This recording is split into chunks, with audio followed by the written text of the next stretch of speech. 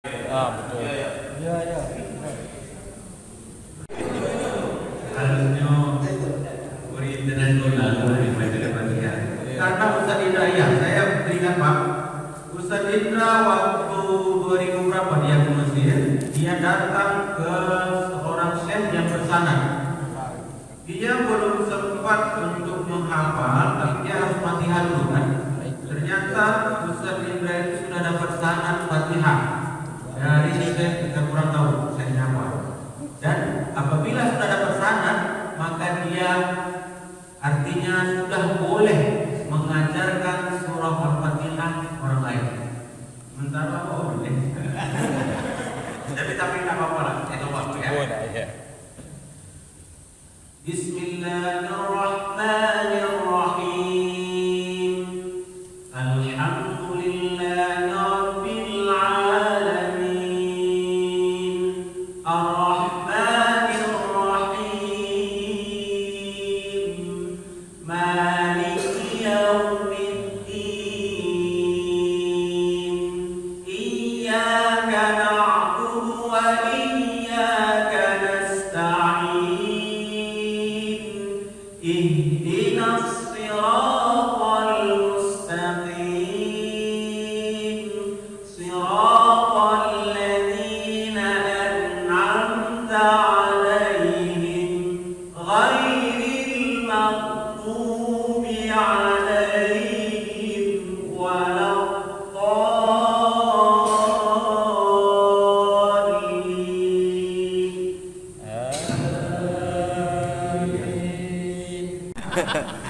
Saya terdengar apa?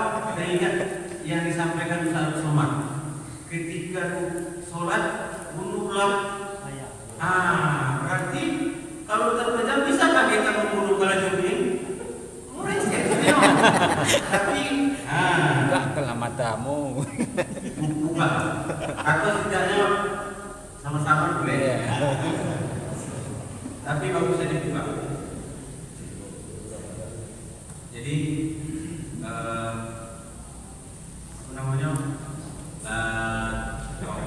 Kamu dan kita bahas sama-sama tadi tentang bacaan, makharijul huruf, kemudian gerakan.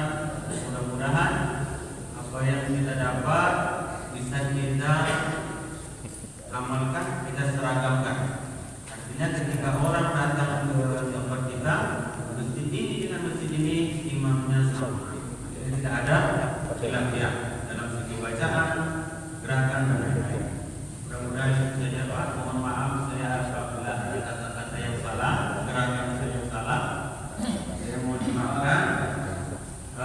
Mudah-mudahan bermanfaat. Assalamualaikum warahmatullahi wabarakatuh. Waalaikumsalam.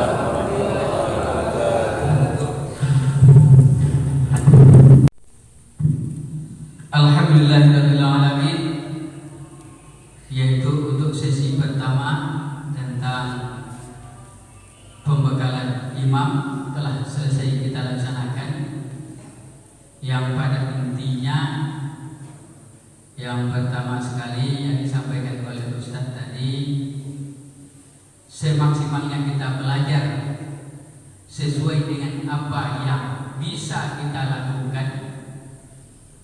Kalau tidak bisa juga lagi, kemudian tidak ada lagi orang yang akan jadi imam,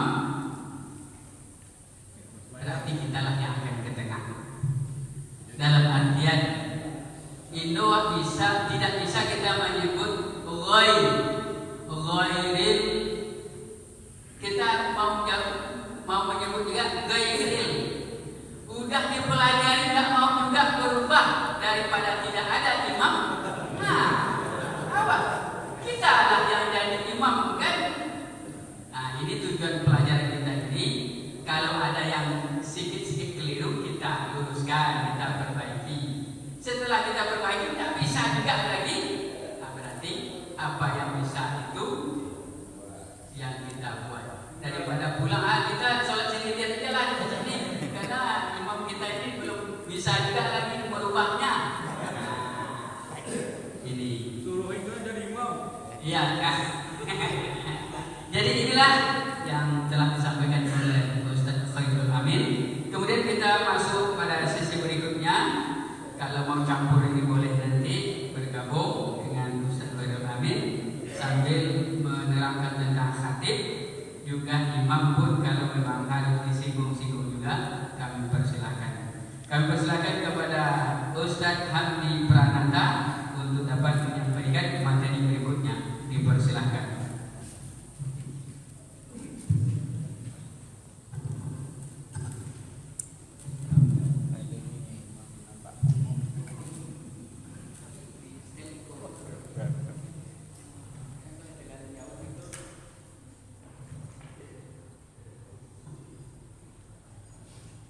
Bismillahirrahmanirrahim. Assalamualaikum warahmatullahi wabarakatuh. Alhamdulillah, wassalatu wassalamu ala rasulillah, la hawla wa la quwwata illa billah. Asyhadu an la ilaha illallah wa anna Muhammadan abduhu wa rasuluh. Allahumma salli wa sallim wa barik ala sayyidina Muhammad wa ala ali Muhammad. Faqala Allah ta'ala fi kitabihil karim, a'udzu billahi minasy syaithanir rajim. Ya ayyuhalladzina amanu taqullaha haqqa tuqatih wa la tamutunna illa wa antum muslimun. Faqala fi ayatin ukhra, huwallazi arsala rasulahu bil huda wa dinil haqq liyudhhirahu 'ala ad-dini kullihi wa kafa billahi syahida. Allahumma arhamna bil Qur'an.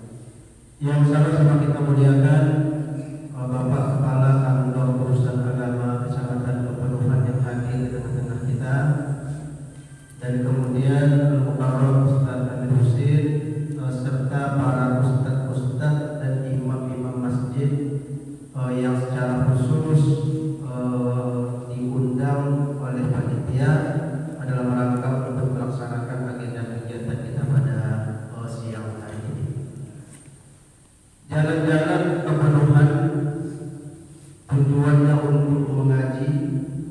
Kenapa mengaji? Dalam rangka untuk menjernihkan hati. Aku datang ke situ bukan berarti untuk menggurui, tetapi sebagai anak kemenakan yang ingin bersilaturahmi. Itu lah ya. Jadi bukan apa namanya, bukan untuk menggurui, bukan sebagai rektor SD, tetapi sebagai anak kemenakan. Untuk apa namanya, untuk bersilaturahmi pada kesempatan ini. Bapak-bapak sekalian, langsung saja pertama tadi sudah disampaikan tentang imam. Sekarang kita fokus nanti kepada khatibnya. Kenapa ini dipisah? Sebenarnya kalau uang baju dalam sejarah Nabi itu antara imam dengan khatib itu satu paket. Ya. Jadi Nabi itu inyo jadi imam, inyo jadi khatib, inyo pun jadi imam. Makanya redaksi hadis dengan lain dulu. Wa idza sa'idal khatib, ada juga wa idza sa'idal imam. Artinya itu sepaket. Tetapi karena keterbatasan kita mungkin yang hidup hari ini, maka kemudian namanya fikih itu berkembang. Jadi tadi itu yang bahas tentang fikih. Jadi betul kalau fikih itu tidak akan selesai. Mana yang cocok, mana yang pas, mana yang betul, itu pasti payah. Sama dengan fikih itu. Maka karena itu sengaja kemudian panitia mencoba untuk memisahkan karena memang realitas masyarakat kita begitu. Tetapi meskipun demikian, karena di sini paketnya sudah lengkap, ada imam, ada khatib, meskipun nanti di masjid fungsinya berbeda, tentu harapkan baik imam bisa menjadi khatib pun bisa menjadi imam. Karena itu bahaya.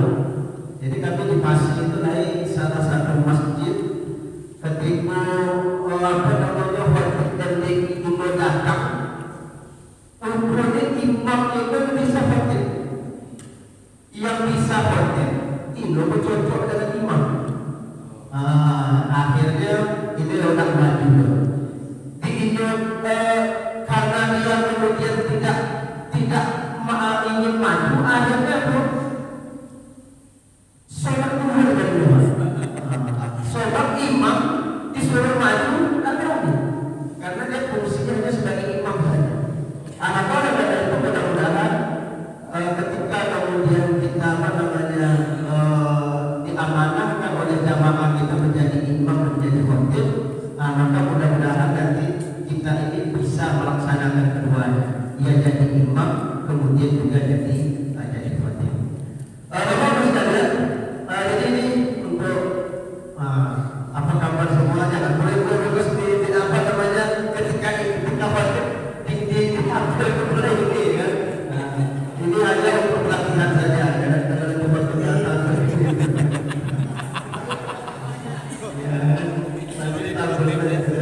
Baik, ini untuk perkenalan singkat.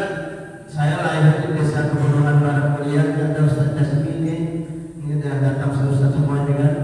Kemudian untuk tinggal sekarang di Pasar Penarayan. Kalau pendidikannya dulu di Jawa, Pondok, kemudian di Jakarta setahun di Biak, pindah lagi ke Solo untuk mengambil D3, lanjut pula S1-nya di Senayan Surakarta, S2 di Senayan Surakarta, dan sekarang sedang menempuh pendidikan S3 di Bukit Tinggi. Untuk profesi sekarang sebagai dosen tetap dan diamanah pula sebagai dokter rektor di Institut Ustaz Al-Quran Syekh Ibrahim, baru lebih kurang 5 bulan ini. Kemudian untuk aktivitas dakwah sekarang sekretaris 3 Kabupaten Hulu, kemudian sekretaris umum Dewan Pimpinan Daerah Majelis Dakwah Islamiyah Kabupaten Hulu, dan kemudian juga di bidang pembinaan Imtak dan Imtek, Ikatan Cendekiawan Muslim Indonesia. Jadi makanya kan Bali itu Bali kampung. Artinya apa namanya kembali, dan mudah-mudahan masalah kita ini membawakan keberkahan pada Allah Subhanahu Wa Taala. Amin.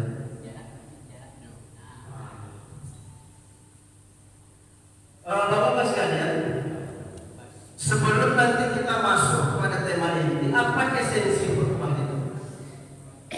Sebab sekarang ini banyak orang khutbah Jumat itu hanya sekedar melepaskan tanggung jawab saja, Pak. Pokoknya dapat tugas sebagai khatib, laksanakan, baca buku dari awal sampai akhir, kadang-kadang sampai setengah jam, kadang-kadang sampai 40 menit, ya kan? Nggak tahu waktu, pokoknya belum nanti habis teks yang ada di buku khutbah itu belum dia mau selesai. Karena kalau dipotong nanti kesasar, kan? Maka dibaca dari awal. Dulu kalau ketika saya masih MTS di sini, karena dulu MTS sudah diamanahkan khatib Pak Buat, itu memang tidak berani itu mau keluar dari MTS itu dibaca. Cuma nanti karena dulu kita masih belajar, nanti ditutup. Mana yang kira-kira dibaca itu ditutup dulu. Jadi sebelum naik ditutup. Nanti itu lagi dibaca. Apakah sah? Ya kalau sahnya sah. Ya kan? Nggak usah khawatir Bapak, tetap pola yang seperti itu sah. Akan tetapi kita ingin khutbah Jumat saat ini sudah berbeda dengan zaman-zaman dahulu. Kita ingin ada perubahan sesuai dengan tuntutan kita sekarang ini. Karena memang khutbah Jumat ini adalah sarana yang paling efektif untuk melakukan perubahan. Kalau ceramah Islamiyah paling datang cuma berapa orang? Kalau kayak begini kan terbatas. Tapi kalau khutbah Jumat itu insya Allah kalau di kita itu masih apa namanya laki-laki itu mereka pasti akan datang ke masjid. Tapi persoalannya setelah mereka datang ke masjid, apakah ingin mendengarkan khutbah Jumat? Tentu deh Pak. Kadang-kadang dia subuh di rumah dengan insomnia, nggak bisa tidur, maka begitu dia datang ke masjid, disitulah kesempatan dia untuk tidur. Jadi apa namanya melaksanakan Jumatan tujuannya itu untuk tidur, karena itu paling nikmat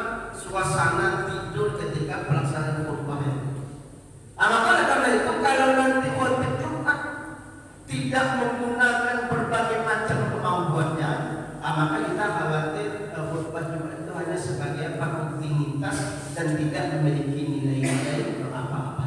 Apa karena ini esensinya apa esensinya Pak?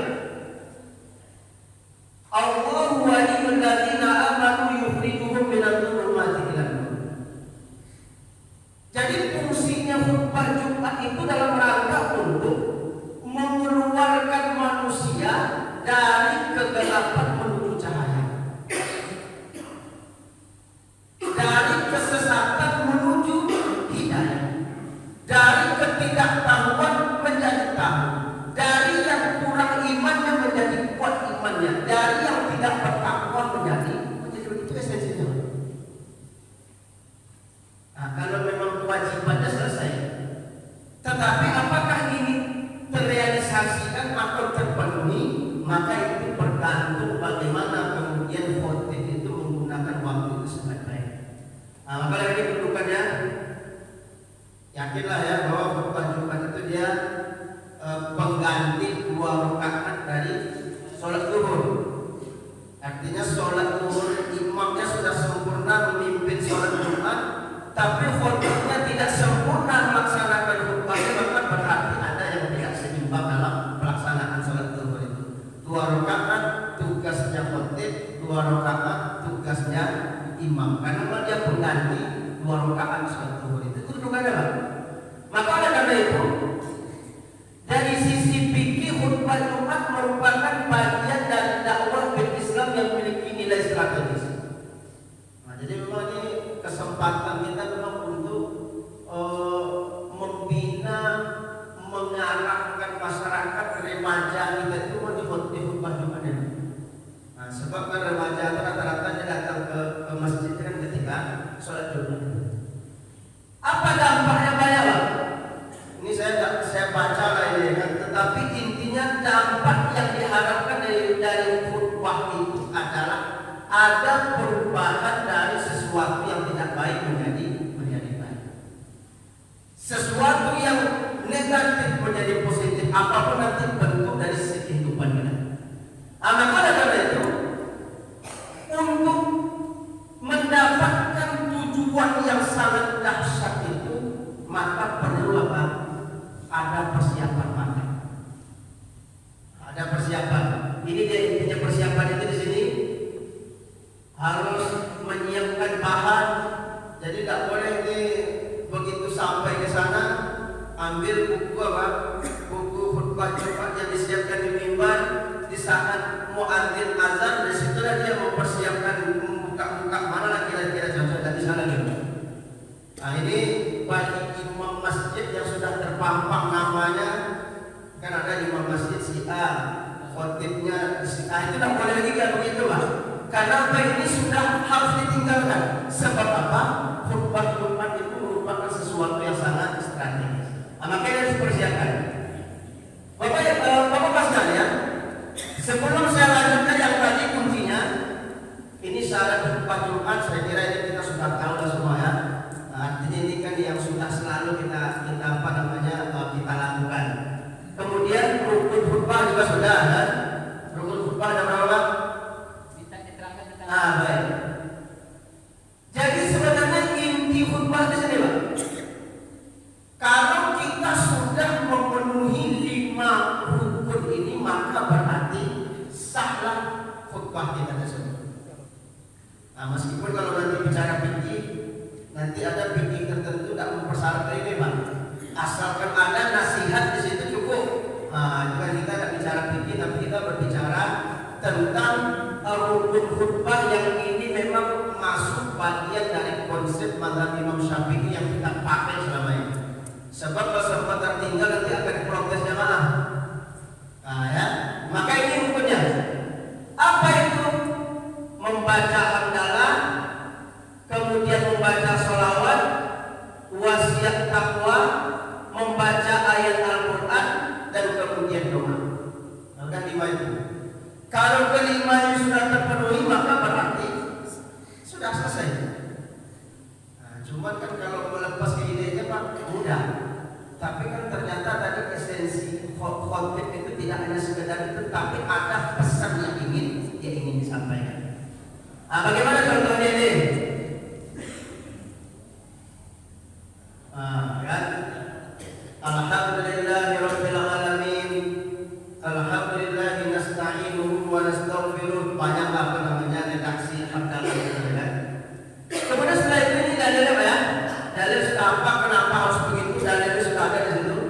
Kemudian yang kedua apa ini? Alhamdulillahirabbil alamin. Alhamdulillah wa syukru ala nikmatillah. Itu banyak redaksinya.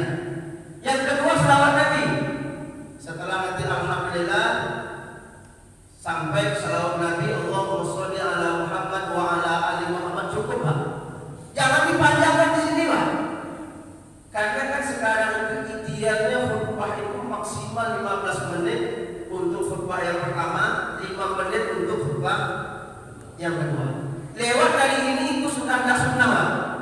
Nanti saya tunjukkan hadisnya Nabi itu mempersyaratkan khutbah itu lebih pendek dibandingkan dengan sholatnya.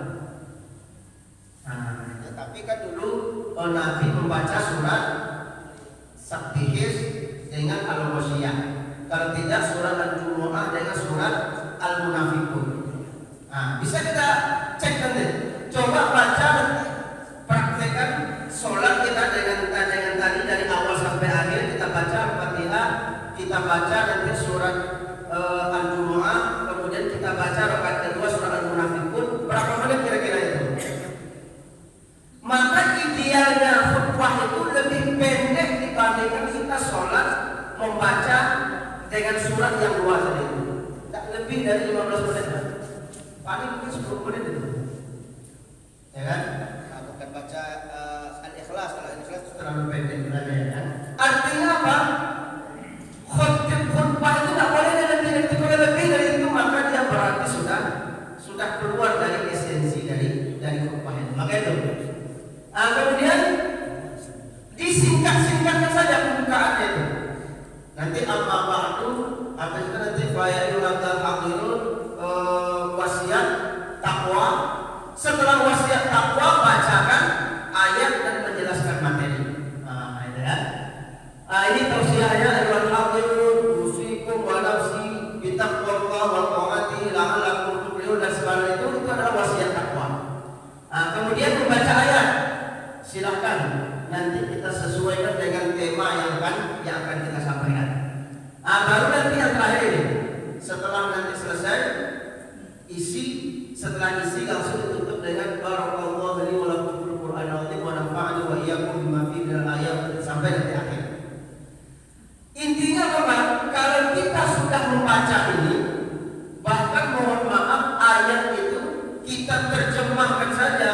Umpamanya kita ingin menjelaskan tentang apa? Tentang takwa. Bulan Ramadan ya ayyuhalladzina amanu kutiba 'alaikumus shiyam kama kutiba 'alal ladzina min qablikum la'allakum tattaqun. Wahai orang-orang yang beriman, diwajibkan kepada kalian berpuasa sebagaimana diwajibkan atas orang-orang sebelum kalian. Mudah-mudahan kalian menjadi orang yang bertakwa. Langsung barakallahu fikum cukup. Artinya apa? Syarat itu rukunnya terpenuhi. Makanya kita ini harus menyesuaikan memang kondisi. Kadang-kadang kan kita mau menyelenggarakan sholat jenazah, kan? Jenazah sudah di depan kita. Berarti kan ada hajat setelah itu ya kan? Di pantai ya kalau khotibnya sampai 20 menit sampai 30 menit itu kan namanya tidak aneh. Ya? Makanya disingkat-singkatkan saja. Karena apa yang penting itu dia memenuhi rukun yang 5 tadi. Setelah saya ini keliling-keliling Pak, dan termasuk saya dulu memang yang menjadi persoalan terbesar untuk terampil menjadi khotib itu bukan di ini Pak, tetapi biasanya itu dalam rangka menyiapkan materi. Kira-kira itu mau disampaikan apa? Sudah nampaklah materinya, kira-kira bagaimana cara mengolah materinya. Biasanya itu di situ kuncinya Pak. Makanya akhirnya karena tidak sabar, tidak tahu tekniknya, kok baca buku khutbah Jumat itu. Karena tidak tahu peran teori dalam buku khutbah Jumat itu dibaca dari awal sampai akhir. Padahal ada 5 halaman sampai 10 halaman. Kita sekarang tidak boleh gitu aja. Ini bagi kita yang sudah pelatihan di khotib, pastikan yang ditulis itu ayat 1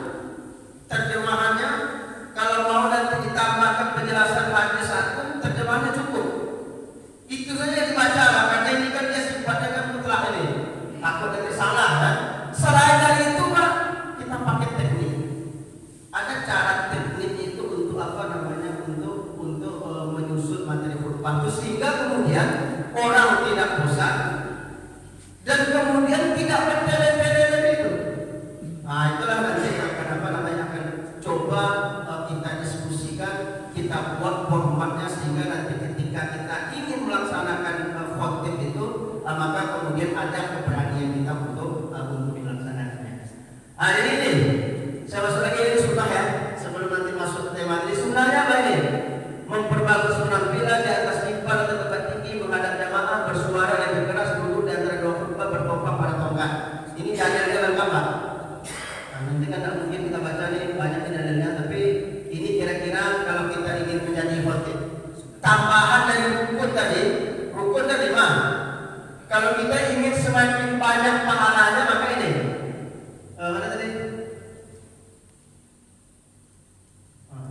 Ini menghadap jamaah di atas mimbar atau tempat lebih tinggi, jadi ini maka kalau bisa dia memang lebih tinggi. Kalau ini apakah lebih tinggi atau sejajar ya, ini nanti pengurus lah yang bisa menerjemahkannya. Tetapi biasanya mimbar itu ya kalau bisa saja lebih tinggi. Kalau ini kalau tidak mungkin hampir sama. Kalau bisa saja lebih tinggi. Itu sunnahnya. Ya. Kalau enggak, apakah salah? Ya enggak, namanya sunnah. Ya. Nah, maka lebih tinggi. Kemudian suaranya keras. Nanti hadisnya saya sampaikan Nabi itu kalau khutbah itu pas seperti komandan yang memberikan komando kepada anak buah. Nah, jadi memang pakai suara kita yang keras. Alhamdulillahirabbil alamin. Assalatu wassalamu ala asyrafil anbiya'i wal mursalin wa ala alihi wa ashabihi ajma'in. Nah, harus gitu lah. Kalau bisa lagi lebih keras dari itu keras. Nah, kan? Tapi kalau keras langsung dari awal nanti kita mau mengintonasikan ceramah diisi nanti payah. Tapi kita angkat suara, tak boleh suara lemah. Tapi kalau memang punyanya itu ya apa boleh buat. Kan suara itu kan tidak bisa kita samakan. Tetapi intinya kalau kita mampu untuk bersuara keras, kita buatkan suara keras karena Nabi duduk di antara dua khutbah dari yang sudah biasa kita lakukan, kemudian bertopang pada tongkat. Jadi Nabi itu memegang tongkat itu bukan hanya ketika naik mimbar. Nabi itu memang diletakkan. Saya pakai karena biasa di keperluan pakai ceramah bahasa daerah itu payah. Nah, artinya apa begitu khutbah pun kalau bisa cuma dipegang. Nah, yang persoalan itu buku dipegang juga, tongkat dipegang juga, mic dipegang juga, itu yang payah lah. Tidak ada persoalan begitu. Tetapi dia mengatakan dipegang dari awal sampai akhir, bukan pas naik habis ditaruhkan ganti pegang buku, nggak ada gitu ya. Tapi pegang. Ada juga masjid itu pakainya Al-Quran. Karena saya masjid tidak beli Al-Quran ya kan. Anda tahu lah kiasnya kayak apa. Karena dulu mungkin Nabi tongkat itu memang isinya apa? Pedang. Waktu itu ya, nah mungkin sekarang nggak pakai pedang, pakainya Al-Quran ya. Itu kan namanya kias, itu biasalah pikir itu kan. Tetapi kalau kita ingin mengikutinya bertopang kepada tongkat. Nah ini dia sunnah yang selanjutnya, memendekkan khutbah. Nanti dalilnya tadi khutbah itu lebih pendek dibandingkan dengan sholat.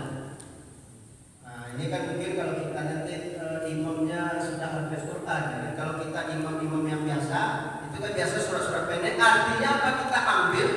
Nabi paling panjang membaca surat ketika surat Jumat itu kan surat Al-Jumu'ah dengan Al-Munafiqun. Nah kita ukur lagi kira-kira itu berapa menit menghabiskan waktu untuk membaca kalau suratnya panjang kayak begitu. Ada lebih kurang 15 menit itu. Tidak mungkin dia lebih sampai itu. Nah jadi fasih jelas untuk mudah dipahami dan berkesan. Nah, itu nanti ada dalilnya. Nabi itu kalau berbicara itu sistematik jawami'ul kalim namanya. Ringkas, padat, to the point kalau bahasa perguruan tingginya langsung kepada titik persoalan inti yang ingin disampaikan. Nanti baru kalau ada pengembangan dikembangkan, nanti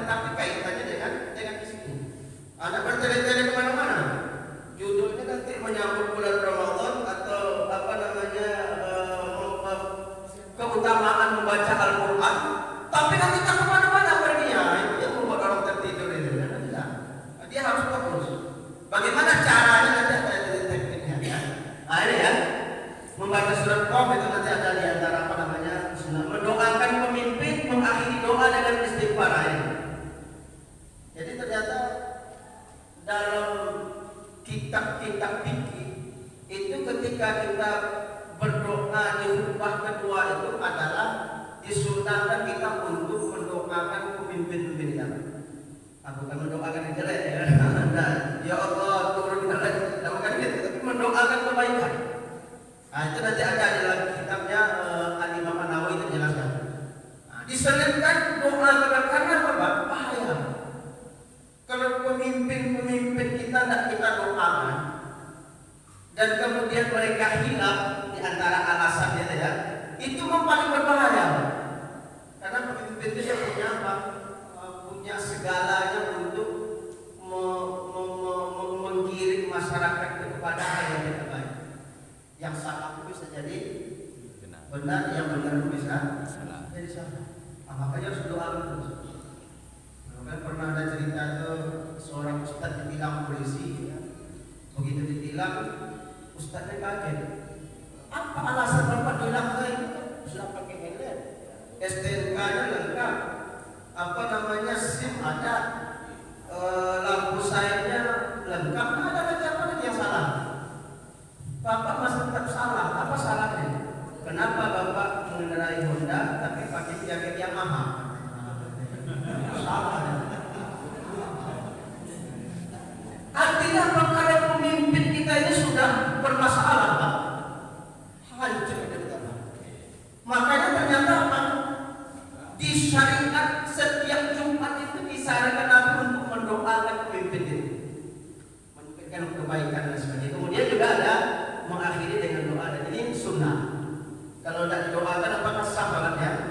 Ya tetap sah. Jadi kan namanya sunnah-sunnah. Tadi dalilnya banyak nih, tapi karena apa namanya kecil terus saya baca. Tapi insya Allah apa namanya referensi dasarnya ada, ya kan? Nah jadi inilah bapak sekalian terkait dengan rukun khutbah, kemudian sunnah-sunnah di dalam khutbah. Apakah selain itu ada lagi? Ya bisa saja. Yang namanya panduan itu kan banyak ragam, tapi minimal kalau rukun khutbah sudah kita sempurnakan, sunnah-sunnahnya kemudian juga sudah kita usahakan untuk kita terapkan, maka insya Allah kualitas pelaksanaan khutbah Jumat kita itu akan semakin baik, tentunya semakin banyak pula pahala insya Allah Subhanahu wa ta'ala. Bapak sekalian, nah ini dia. Kita masuk kepada persoalan yang paling banyak di persoalan. Nah, termasuk saya kan sudah mengumpul ada 10 mahasiswa akan kita kader untuk dikirimkan ke masjid. Rata-rata persoalannya apa ini? Apa yang mau disampaikan Pak? Bagaimana cara menyampaikan itu kadang-kadang menjadi persoalan. Maka karena itu konten khutbah yang ideal itu ini Pak. Namanya referensi tentu kan bisa beda-beda ya. Karena tidak ada dalilnya Pak. Interpretasi orang kan, penafsiran orang. Tetapi ini kan berdasarkan pakar apa? Pakar orang yang sudah mengurus bagaimana kualitas khutbah, isi khutbah Jumat itu bisa apa namanya? Bisa berbuat ini. Berorientasi pada penguatan iman dan takwa, singkat dan padat, referensinya valid. Apa referensi valid? Kalau Al-Qurannya jelas, tafsirnya juga jelas Pak. Tidak hanya ayat, karena sebab kalau ayatnya saja nanti bisa saja memahaminya beda. Umpamanya ada ayat ya ayyuhalladzina amanu idza laqitumul ladzina kafaru fadarbur riqab. Nah, itu kan ayat surat Muhammad. Wahai orang-orang yang beriman, jika kalian berjumpa dengan orang kafir, maka pancurlah batang leher mereka. Itu terjemahannya gitu Pak. Nah, ya.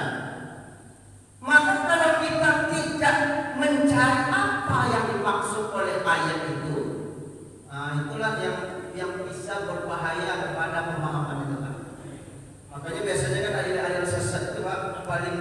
masuk apa ke khutbah Jumat. Apalagi nanti jamaahnya ngantuk-ngantuknya dikit, ya salah persepsi. Maka harus hati Pak. Nah, makanya kan di apa namanya di dalam referensi ini di apa di laptopnya ada itu bagaimana cara kita menggali yang sekarang termudah Pak, paling mudah gratis.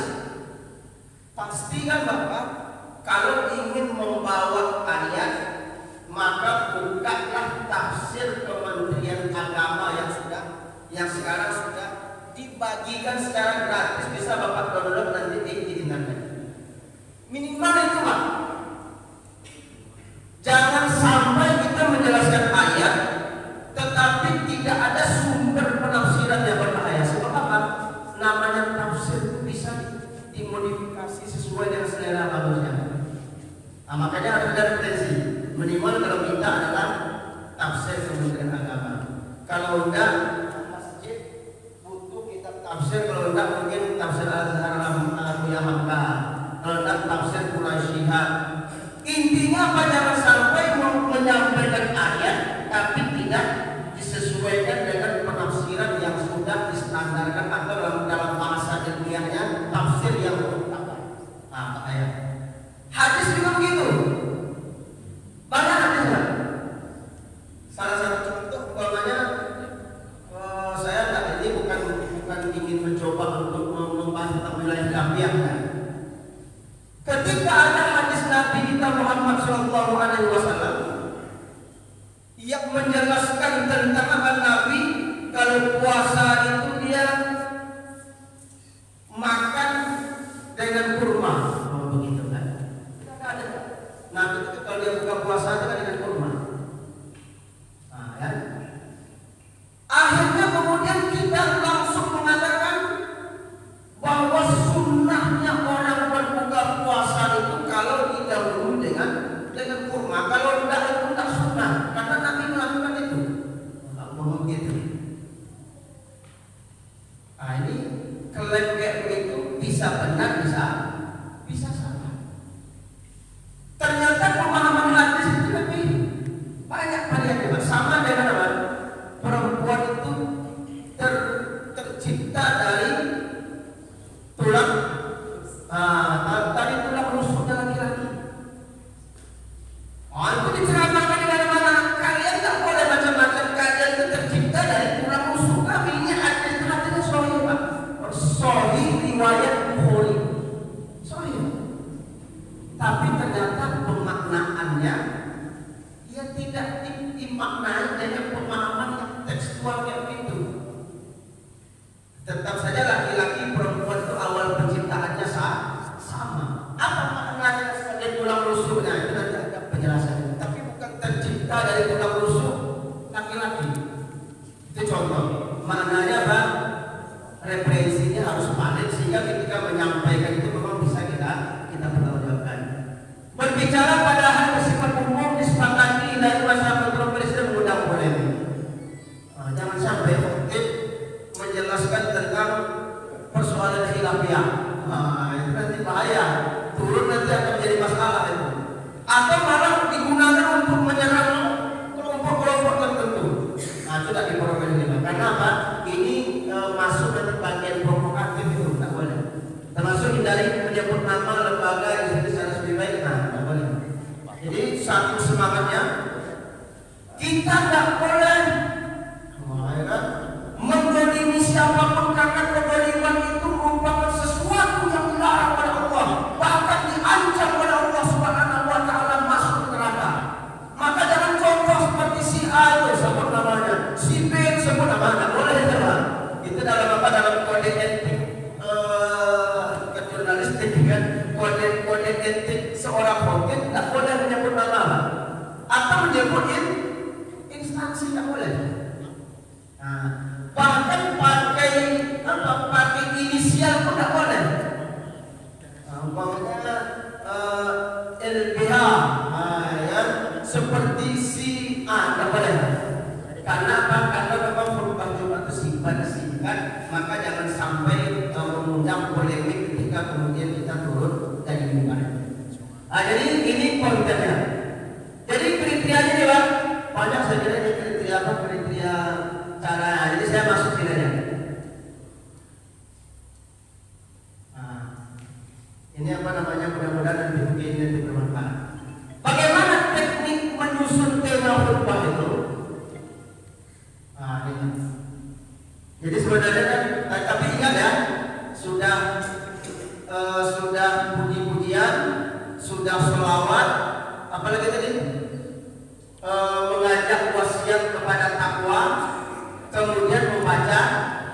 membaca ayat. Setelah membaca ayat, maka kita langsung ingin menyampaikan konten di sini. Apa yang mau kita sampaikan terserah. Kita ambil judulnya apa. Kalau sekarang menyambut bulan Ramadan, kita ambil temanya menyambut bulan Ramadan. Atau kalau temanya membahas tentang ayat, kita ambilkan ayat. Bagaimana cara memulainya? Pertama, jadikan pembukaannya itu memang menarik. Ya. Jadikan pembukaannya apa? Pembukaan yang menarik, dan kita lihat bagaimana cara pembukaan menarik. Setelah pembukaan, ada jembatan. Jembatan itu maksud jembatan tema itu kita ingin membahas tentang keutamaan bulan Ramadan. Dengan keutamaan bulan Ramadan, kita buka nanti dengan sesuatu yang menarik. Setelah kita buka, kita kaitkan dengan tema berdasarkan kisah di atas, maka dapat kita gambarkan betapa usaha menyambut bulan Ramadan dengan sungguh-sungguh itu sesuatu yang sangat tinggi nilainya dalam ajaran agama. Itu namanya menyambungkannya, jembatan tema. Setelah itu promo tema. Kenapa tema menyambut bulan Ramadan itu penting untuk kita kaji? Dan kenapa saya sangat perlu untuk menyampaikan tema menyambut bulan Ramadan ini? Itu namanya promo, mempromosikan tema kita. Kalau orang nggak tahu apa pentingnya kita menyampaikan itu, ya orang malah tidur. Apalagi nanti kita bandingkan dengan sesuatu, umpamanya apa? Ada kasus begini, ada itu banyak cara, apa namanya caranya kan? Setelah itu mereka yang isi. Jadi isi itu betul-betul kita kita setting seperti itu. Nanti baru kemudian ada penutupnya. Ini contoh. Kalau kita bisa memilih salah satu saja cara membuka, ini bisa jurus pembuka yang mengikat, menyampaikan topik bahasa, menyampaikan ayat yang akan dibahas, ucapan menarik, pertanyaan yang memberikan masalah, pernyataan mengejutkan. Umpamanya apa kasus terbaru sekarang? Yang paling terbaru? Atau mungkin nggak dapatkan apa ya? Apa kasus yang terbaru sekarang yang terjadi? 300 triliun. 300 triliun. Itu berarti kan kasus. Kita sekarang ingin menyampaikan apa?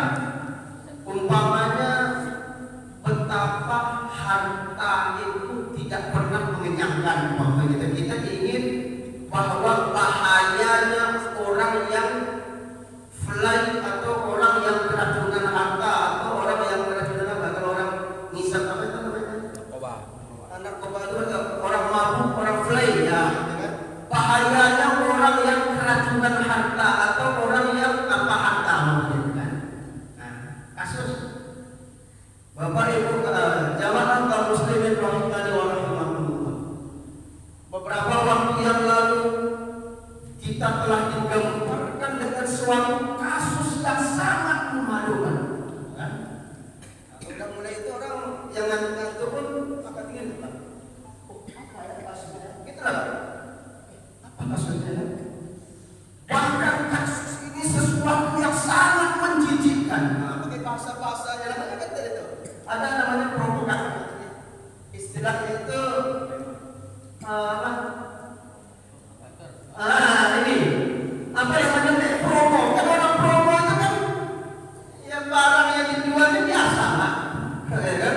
Tapi kan yang pandai yang mempromosikan barangnya, orang yang tidak mau beli pun jadi ya, sama kayak gini.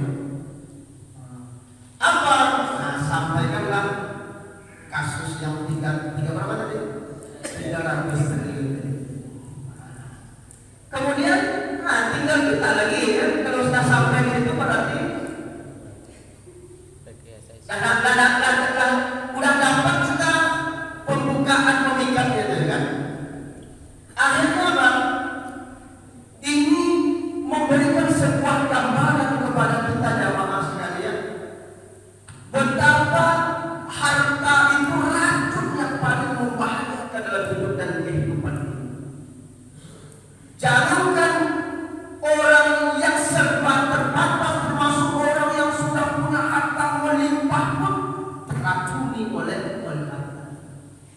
berarti kan masih ke sini.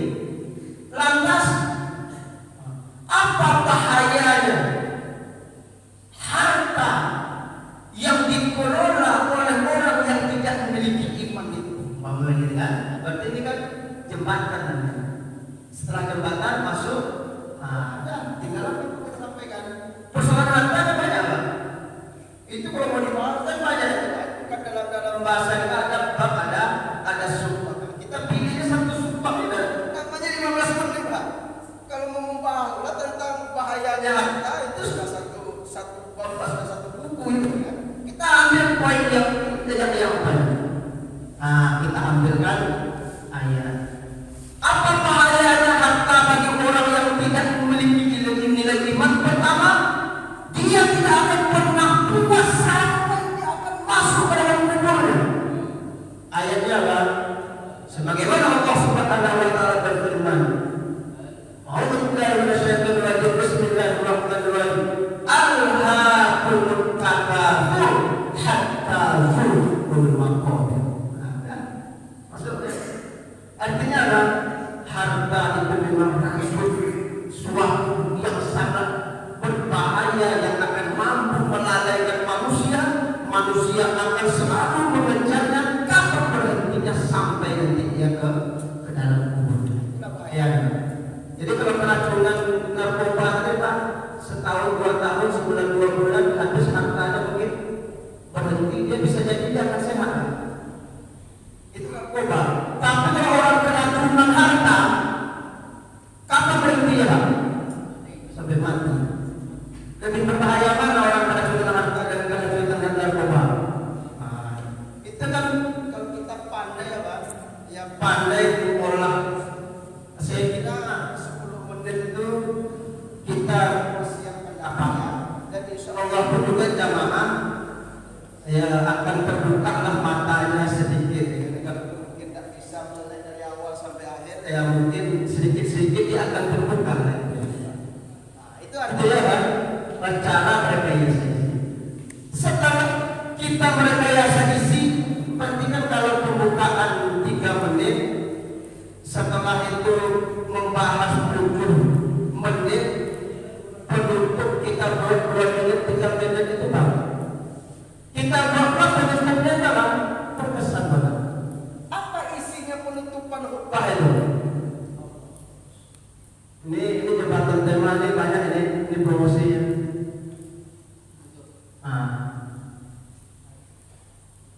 Bisa nanti kita akhiri dengan kisah. Siapa orang yang keracunan harta dalam kisah yang sangat familiar seperti korun. Ambilkan kisah itu. Jemaah kaum muslimin rahimani wa rahimakumullah. Jadi kalau sudah penutup itu Pak, kita berarti sudah mulai mengajak introspeksi berbicaranya dari hati ke hati ini. Kalau yang isi tadi dengan apa? Dengan semangat, dengan menggelegar, tapi kalau sudah penutup ini namanya sudah penutup. Jemaah sekalian, pernahkah Bapak membaca sejarah korun? Bagaimana akhir daripada hidup korun itu Bapak sekalian? Mulai dari orang yang begini sampai kemudian akhirnya dihina Subhanahu wa ta'ala. Tidak hanya hartanya ditenggelamkan oleh Allah, tetapi kemudian dirinya pun ditenggelamkan oleh Allah. Jangankan hartanya dihina oleh Allah, tetapi termasuk nama korun itu pun di dunia kita dihina oleh Allah. Kalau di dunia saja dia telah dihina oleh Allah, maka bagaimana pula nanti ketika dia ingat? Itu kan namanya sudah ingin berbicara dari hati. Maka agar kemudian nasib kita tidak sama seperti nasibnya Fir'aun atau nasibnya korun, maka mari kita bijak untuk menggunakan harta yang telah Allah titipkan kehidupan kita. Demikian untuk persingkat yang dapat kami sampaikan. Semoga bermanfaat. Barakallahu li wa lakum fil Qur'anil azim. Artinya apa?